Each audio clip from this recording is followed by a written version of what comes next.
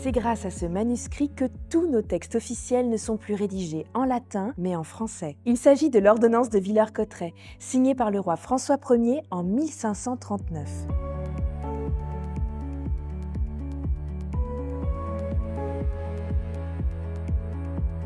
Avec presque 5 siècles au compteur, ce texte législatif est le plus ancien encore en vigueur en France. Dans 2 articles de cette ordonnance, le roi impose sa volonté. Tous les actes juridiques et administratifs doivent désormais être, je cite, « prononcés, enregistrés et délivrés en langage maternel françois et non autrement ».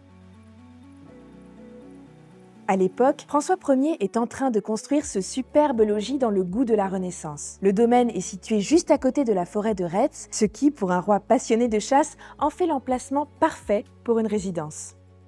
Amateur de divertissement, François Ier y pratique également le jeu de paume, considéré comme un ancêtre du tennis. Même s'il a été beaucoup remanié au fil des siècles, le château de Villers-Cotterêts abrite encore aujourd'hui quelques spectaculaires témoignages de cette époque. Par exemple, le décor de l'escalier du roi ne laisse aucun doute sur l'identité du commanditaire. Le plafond à caisson fait alterner le chiffre de François Ier, un F couronné, et son célèbre emblème, une salamandre crachant des flammes.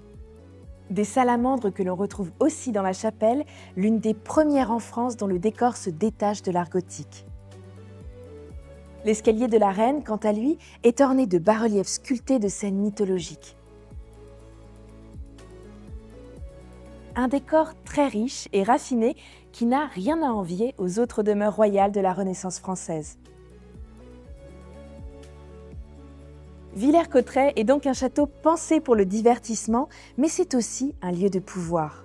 La preuve avec la célèbre ordonnance du même nom. C'est depuis ce logis que le roi dicte sa loi et signe des textes essentiels au bon fonctionnement du royaume. En établissant le français comme langue officielle de l'administration, François Ier pose un jalon important pour l'unification linguistique du pays. Même si dans les faits, il faut attendre encore quelques siècles pour que le français soit utilisé au quotidien par la population. L'ordonnance de Villers-Cotterêts reste néanmoins un texte clé dans l'essor de la langue française. Elle a survécu à 12 régimes politiques successifs qui n'y ont pas touché. Et on ne peut malheureusement pas dire la même chose du château qu'il a vu naître et qui va connaître un destin plus mouvementé.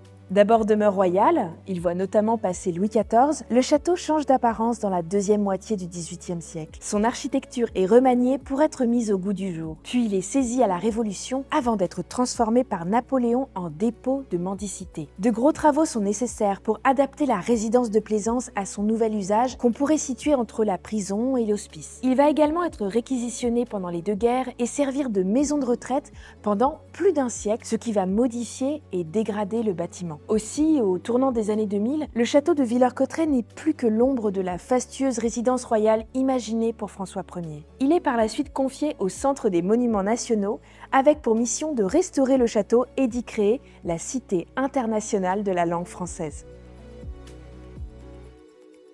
En effet, quel endroit serait plus approprié que le lieu même où le français est devenu la langue officielle du pays? Commencent alors de grands travaux de restauration pour redonner au château toute sa splendeur passée. La façade a retrouvé sa blancheur et les salamandres et les couronnes ont été soigneusement restaurées. Des fouilles archéologiques ont également permis de mieux comprendre les 1001 vies du lieu. Enfin, une grande verrière contemporaine a été créée spécialement pour l'occasion. Elle est recouverte de mots en suspension représentant la diversité de la langue française qui ont été choisis par les cotterésiennes et les cottérésiens. C'est désormais au cœur du château restauré que se déploie un parcours de visite entièrement dédié à l'exploration de la langue française et des cultures francophones dans toute leur diversité. Et bien sûr, l'ordonnance de Villers-Cotterêts y figure en bonne place.